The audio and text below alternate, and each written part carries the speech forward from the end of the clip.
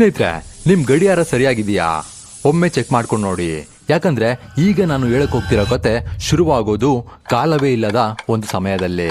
ನಾವು ಯುಗಾದಿನ ಹೊಸ ವರ್ಷ ಅಂತ ಆಚರಿಸ್ತೇವೆ. ಹೊಸ ಬಟ್ಟೆ ತೊಟ್ಟು ಬೇವು ಬೆಲ್ಲ ತಿಂದು ಸಂಭ್ರಮಿಸ್ತೇವೆ. ಆದ್ರೆ ನಿಮಗೆ ಗೊತ್ತಾ, ಈ ದಿನದ ಹಿಂದೆ ಅಡಗಿರೋದು ಇಡೀ ಬ್ರಹ್ಮಾಂಡದ ಮೊಟ್ಟ ಮೊದಲ ರಕ್ತಸಿಕ್ತ ಯುದ್ಧ ಅಂತ. ಸ್ನೇಹಿತರೆ, ಯಾರೀ ಮಧು ಮತ್ತು ಕೈಟಬ? ಈ ಭೂಮಿ ಅವರ ರಕ್ತ ಮತ್ತು ಮಾಂಸದಿಂದ ರಚನೆಯಾದ ಸ್ಮಶಾನ ಅಂತ ಯಾಕೆ ಕರೀತಾರೆ? ಮಹಾವಿಷ್ಣುವೇ ಅವರ ಮುಂದೆ ಯುದ್ಧ ಮಾಡಿ 5,000 ವರ್ಷಗಳಾದ್ರೂ ಅವ್ರನ್ನ ಸೋಸಕ್ಕಾಗ್ಲಿಲ್ಲ ಯಾಕೆ? ಸೃಷ್ಟಿಕರ್ತ ಬ್ರಹ್ಮನು ಸೃಷ್ಟಿಯ ರಚನೆಯನ್ನು ಕೈಚೆಲ್ಲಿ ಅಳುತ್ತಾ ಕೂತಿದ್ಯಾಕೆ? ರಾಕ್ಷಸರೇ ವಿಷ್ಣುವಿಗೆ ವರ ನೀಡಿದ್ದೇಕೆ? ಬನ್ನಿ ನೋಡೋಣ. ಸ್ನೇಹಿತರೆ, ಈ ಸಮಯ ಅನ್ನೋ ವಸ್ತುನ ಯಾರೆಂದು ಹಿಡಿಯೋಕ್ಕೂ ಸಾಧ್ಯ ಇಲ್ಲ, ಯಾರೆಂದು ತಡೆಯೋಕ್ಕೂ ಸಾಧ್ಯ ಇಲ್ಲ. ಆದ್ರೆ ಸಾವಿರಾರು ವರ್ಷಗಳ ಹಿಂದೆ, ವಿಜ್ಞಾನ ಅನ್ನೋ ಪದ ಹುಟ್ಟೋಕು ಮೊದಲು ನಮ್ಮ ಭಾರತದ ಋಷಿಮುನಿಗಳು ಈ ಕಾಲದ ಅಂತ್ಯ ಮತ್ತು ಆರಂಭದ ಲೆಕ್ಕ ಹಾಕಿದ್ರು ಅಂದ್ರೆ ನೀವು ನಂಬ್ತೀರಾ? ಯೋಚಿಸಿ ನೋಡಿ. ಇಡೀ ಬ್ರಹ್ಮಾಂಡವೇ ಶೂನ್ಯವಾಗಿದ್ದಾಗ ಅಂಧಕಾರ ತುಂಬಿದ್ದ ಬ್ರಹ್ಮಾಂಡದಲ್ಲಿ ಮೊಟ್ಟ ಮೊದಲ ಬೆಳಕಿನ ಕಿರಣ ಮೂಡಿದ್ದು ಈ ದಿನವೇ.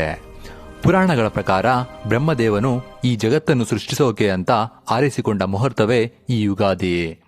ಇದರ ಜೊತೆಗೆ ಬ್ರಹ್ಮದೇವನು ಕೇವಲ ಭೂಮಿಯನ್ನಷ್ಟೇ ಅಲ್ಲದೆ ಗ್ರಹಗಳ ಚಲನೆ, ನಕ್ಷತ್ರಗಳ ಸ್ಥಾನ ಮತ್ತು ನಮ್ಮ DNA ನಲ್ಲಿರುವ ಜೈವಿಕ ಗಡಿಯಾರವನ್ನೂ ಸಹ ಪ್ರಕೃತಿಯ ಜೊತೆ ಬೆರೆಸಿ ರಚಿಸಿದ್ದಾನೆ. ಸ್ನೇಹಿತರೆ, ನಿಮ್ ಇಡೀ ಜೀವನದಲ್ಲಿ ಯುಗಾದಿನ ಕೇವಲ ಹಬ್ಬವಾಗಿ ನೋಡಿದ್ದೀರಾ ಅಷ್ಟೇ. ಆದ್ರೆ ಇವತ್ತು ಅದರ ಹಿಂದಿರೋ ಈ ಭಯಾನಕ ರಹಸ್ಯವನ್ನ ತಿಳಿತೀರಾ? ಯಾಕೆ ಈ ದಿನವೇ ಪ್ರಕೃತಿ ತನ್ನ ಬಣ್ಣನ ಬದಲಾಯಿಸಿಕೊಳ್ಳುತ್ತೆ? ಯಾಕೆ ಈ ದಿನವೇ ಬೇವು ಬೆಲ್ಲ ಅನ್ನೋ ವಿರುದ್ಧ ಗುಣದ ಆಹಾರವನ್ನು ತಿನ್ನಬೇಕು? ಯುಗಾದಿ ಅನ್ನೋದು ಮುಂಬರುವ ಪ್ರಳಯದ ಮುನ್ಸೂಚನೆನಾ? ಇಂತಹ ಹಲವಾರು ರಹಸ್ಯಗಳನ್ನ ಇಂದು ನಾವು ಈ ವಿಡಿಯೋದಲ್ಲಿ ತಿಳಿಯೋಣ. ಈ ವಿಡಿಯೋನ 1 ಸೆಕೆಂಡ್ ಕೂಡ ಸ್ಕಿಪ್ ಮಾಡಬೇಡಿ. ಯಾಕಂದ್ರೆ ಸತ್ಯ ನೀವು ಅನ್ಕೊಂಡಿದ್ಕಿಂತಲೂ ಭಯಾನಕವಾಗಿದೆ. ಬನ್ನಿ, ಇತಿಹಾಸದಲ್ಲೇ ಹುದುಗಿ ಹೋದ ಆ ಧೂಳು ಹಿಡಿದ ಪುಟಗಳನ್ನ ತಿರುವಾಕಿ ನೋಡೋಣ.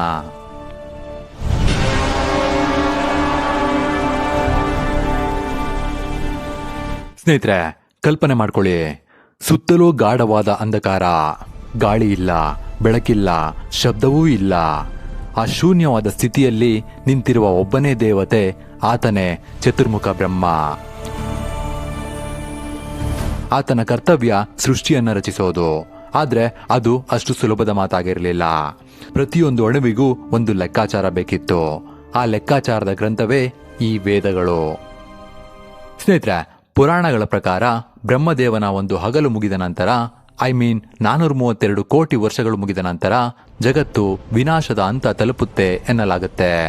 ಇದನ್ನ ಕಲ್ಪದ ಅಂತ್ಯ ಎಂತಲೂ ಕರೆಯಲಾಗುತ್ತೆ. ಇದರರ್ಥ ಆ ಯುಗದ ಅಂತ್ಯ ಅಂತ.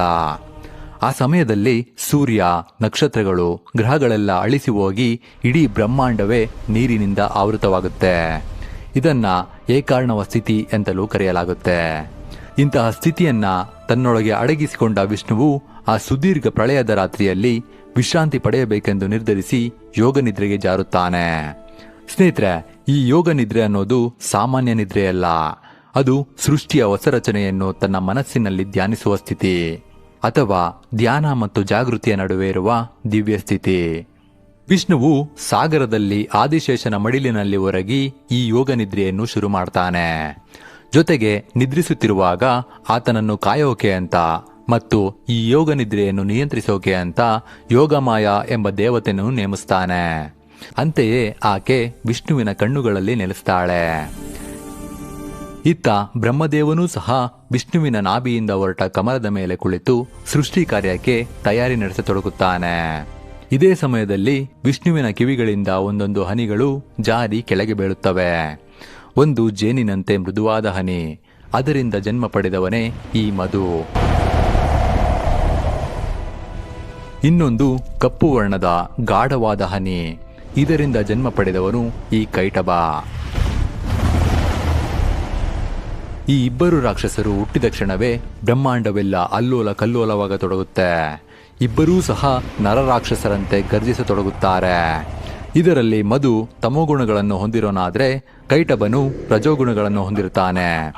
ಇಬ್ಬರು ಗರ್ಜಿಸುತ್ತಾ ಸುತ್ತಮುತ್ತ ನೋಡಲಾಗಿ ಅವರಿಗೆ ಮೊದಲು ಕಂಡಿದ್ದೇ ಚತುರ್ಮುಖ ಬ್ರಹ್ಮ. ಬ್ರಹ್ಮನಲ್ಲಿ ಸತ್ವಗುಣವನ್ನು ಕಂಡ ಅವರು ಅದನ್ನು ಸಹಿಸಲಾರದೆ ಆತನ ಮೇಲೆ ಆಕ್ರಮಣಕ್ಕೆ ಅಣಿಯಾಗುತ್ತಾರೆ. ಆದರೆ ಇತ್ತ ಬ್ರಹ್ಮನ ಬಳಿ ಸುದರ್ಶನ ಚಕ್ರವಾಗಲಿ ಗದೆಯಾಗಲಿ ಯಾವುದೇ ಆಯುಧಗಳಿರಲಿಲ್ಲ. ಯಾಕೆಂದರೆ ಆತನ ಗುಣ ಮತ್ತು ಕರ್ತವ್ಯವೇ ಬೇರೆ. ಆತನಿಗೆ ವೇದಗಳೇ ಶಕ್ತಿ. ಹಾಗಾಗಿ ತನಗೇನಾದರೂ ಸರಿಯೇ, ಈ ಸೃಷ್ಟಿಯ ಲೆಕ್ಕಾಚಾರದಂತಿರುವ ವೇದಗಳನ್ನು ರಕ್ಷಿಸೋಣ ಎಂದುಕೊಂಡ ಆತ ಅದನ್ನು ರಕ್ಷಿಸಲು ಪ್ರಯತ್ನಿಸಿದಾಗ ಅದನ್ನು ಕಂಡ ಆ ರಾಕ್ಷಸರು ಅದನ್ನು ಅತ್ಯಮೂಲ್ಯವಾದ ವಸ್ತುವಿರಬಹುದೆಂದು ಭಾವಿಸಿ ಆತನಿಂದ ಅದನ್ನು ಕಸಿದುಕೊಂಡು ಅಲ್ಲಿಂದ ಪರಾರಿಯಾಗುತ್ತಾರೆ. ಇತ್ತ ವೇದಗಳಿಲ್ಲದೆ ಜಗತ್ತನ್ನು ಹೇಗೆ ಸೃಷ್ಟಿಸಬೇಕೆಂಬುದನ್ನು ಅರಿಯದೇ ಹೋದ ಬ್ರಹ್ಮನು ಅಸಹಾಯಕನಂತೆ ಕೂರುತ್ತಾನೆ. ನಂತರ ಬೇರೆ ದಾರಿ ಕಾಣದೆ ತನ್ನ ತಂದೆಯಾದ ವಿಷ್ಣುವನ್ನು ಕೂಗಿ ಕರೆಯುತ್ತಾನೆ. ಆದರೆ ವಿಷ್ಣುವು ಯೋಗನಿದ್ರೆಯಲ್ಲಿ ಮುಳುಗಿರುತ್ತಾನೆ. ಎಷ್ಟೇ ಕರೆದರೂ ಕಣ್ಣು ತೆರೆಯೋದಿಲ್ಲ. ಆಗ ಬ್ರಹ್ಮನು ಯೋಗಮಾಯೆಯ ಮೂಲಕ ವಿಷ್ಣುವನ್ನು ಎಚ್ಚರಿಸಲು ದೇವಸ್ತುತಿಯನ್ನು ಪಠಿಸ್ತಾನೆ. ಆಗ ಬ್ರಹ್ಮನ ಸಮಸ್ಯೆಯನ್ನು ಆಲಿಸಿದ ಆಕೆ ವಿಷ್ಣುವಿನ ಕಣ್ಣು, ಮುಖ ಮತ್ತು ಹೃದಯದಿಂದ ಹೊರಬರುತ್ತಾಳೆ. ಆಗ ಜಗನ್ನಾಥ ಮಹಾವಿಷ್ಣುವು ಮೆಲ್ಲನೆ ಕಣ್ಣು ಬಿಡುತ್ತಾನೆ. ಇತ್ತ ಮಧು ಮತ್ತು ಕೈಟಬರು ಹಟ್ಟಹಾಸ ಮೆರೆಯುತ್ತಿರುತ್ತಾರೆ. ಅವರನ್ನು ಕಂಡೊಡನೆ ಆಶ್ಚರ್ಯಗೊಂಡ ವಿಷ್ಣುವು ಯೋಗಮಾಯೆಯಿಂದ ನಡೆದ ವಿಷಯವನ್ನು ಅರಿಯುತ್ತಾನೆ. ನಂತರ ಕಾಲಹರಣ ಮಾಡದೆ ಎದ್ದು ನಿಂತ ಆತ ಗರ್ಜಿಸುತ್ತಾ ಅವರನ್ನು ಮಲ್ಲಯುದ್ಧಕ್ಕೆ ಆಹ್ವಾನಿಸುತ್ತಾನೆ. ಆದರೆ ಎಷ್ಟೇ ಹೋರಾಡಿದರೂ ಯಾರೊಬ್ಬರೂ ಸೋಲುವುದಿಲ್ಲ.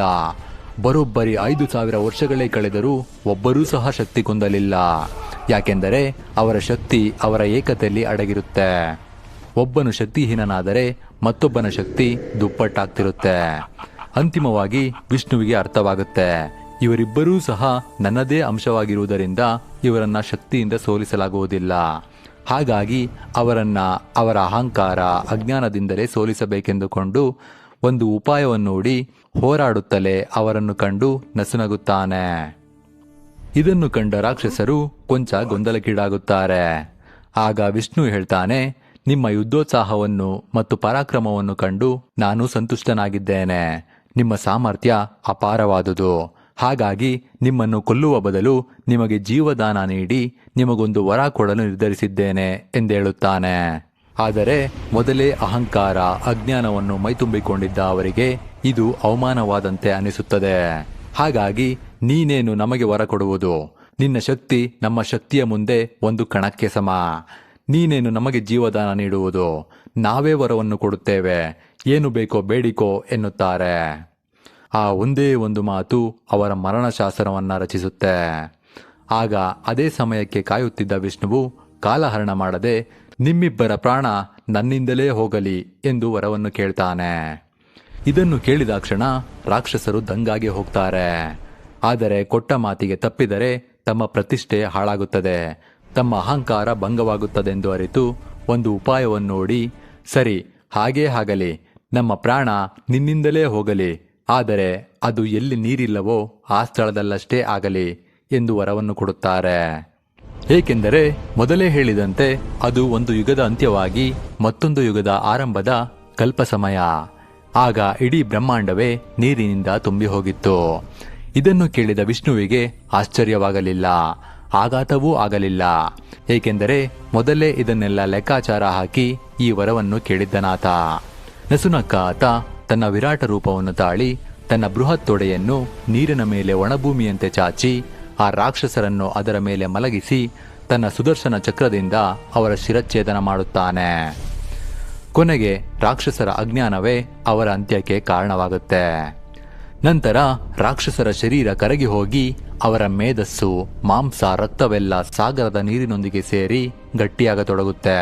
ನಂತರ ಅದೇ ಈಗ ನಾವಿರುವ ಭೂಮಿಯಾಗಿ ಬದಲಾಗುತ್ತೆ. ಹಾಗಾಗಿ ಇಂದಿಗೂ ಸಹ ಭೂಮಿಯನ್ನ ಮೇದಿನಿ ಎಂಬ ಹೆಸರಿನಿಂದಲೂ ಕರೆಯಲಾಗುತ್ತೆ. ನಂತರ ಮಹಾವಿಷ್ಣುವು ವೇದಗಳನ್ನು ಬ್ರಹ್ಮನಿಗೆ ಮರಳಿಸುತ್ತಾನೆ. ಸಂತೋಷಗೊಂಡ ಬ್ರಹ್ಮನು ಸೃಷ್ಟಿಯ ರಚನೆಯ ಕಾರ್ಯವನ್ನು ಅಧಿಕೃತವಾಗಿ ಶುರು ಮಾಡುತ್ತಾನೆ. ಅಲ್ಲಿಂದಲೇ ಹೊಸ ಯುಗದ ಸೃಷ್ಟಿಯ ಆರಂಭ ಶುರುವಾಗುತ್ತೆ. ಹಾಗಾಗಿ ಆ ದಿನವನ್ನ ಇಂದಿಗೂ ಸಹ ಯುಗಾದಿ ಅಂತ ಆಚರಿಸಲಾಗುತ್ತೆ. ಯುಗಾದಿ ಎಂದರೆ ಯುಗದ ಆದಿ ಅಥವಾ ಯುಗದ ಆರಂಭ ಎಂಬ ಅರ್ಥವನ್ನ ನೀಡುತ್ತೆ. ಚೈತ್ರ ಶುದ್ಧ ಪಾಡ್ಯಮಿಯ ಆ ದಿನ ಅಜ್ಞಾನದ ಮೇಲೆ ಜ್ಞಾನವು ವಿಜಯ ಸಾಧಿಸಿದ ದಿನ. ಸ್ನೇಹಿತರೆ, ಮಧು ಮತ್ತು ಕೈಟಭ ರಾಕ್ಷಸರು ಸತ್ತಿರಬಹುದು, ಆದರೆ ಅವರ ಗುಣಗಳು ನಮ್ಮಲ್ಲಿ ಇನ್ನೂ ಜೀವಂತವಾಗಿದೆ. ಅತಿಯಾದ ಆಸೆ, ಅಹಂಕಾರ ನಮ್ಮ ಜ್ಞಾನವನ್ನು ನುಂಗಲು ಕಾತೊರೆಯುತ್ತಿರುತ್ತದೆ. ನಮ್ಮ ಪುರಾಣಗಳೇ ಹೇಳುವಂತೆ ಮಧು ಮತ್ತು ಕೈಟಭರು ವಿಷ್ಣುವಿನ ಕಿವಿಯಿಂದ ಹುಟ್ಟಿದವರು. ಇದರರ್ಥ ನಾವು ಕೇಳಿಸಿಕೊಳ್ಳುವ ಹೊಗಳಿಕೆ ಎಂಬ ಮಧುರವಾದ ವಿಷ ಮತ್ತು ಟೀಕೆ ಎಂಬ ಕಠೋರವಾದ ಮಾತುಗಳೇ ನಮ್ಮಲ್ಲಿನ ಅಹಂಕಾರ ಮತ್ತು ಅಸಹನೆಗೆ ಕಾರಣಗಳು. ನೀವು ಯಾರನ್ನಾದರೂ ದ್ವೇಷಿಸಿದಾಗ ನಿಮ್ಮೊಳಗಿನ ಕೈಟಭ ಎಚ್ಚರಗೊಳ್ಳುತ್ತಾನೆ. ನೀವು ಅತಿಯಾದ ಮೋಹಕ್ಕೆ ಬಿದ್ದಾಗ ನಿಮ್ಮಲ್ಲಿನ ಮಧು ನಿಮ್ಮ ಕಣ್ಣುಗಳನ್ನು ಕುರುಡು ಮಾಡುತ್ತಾನೆ.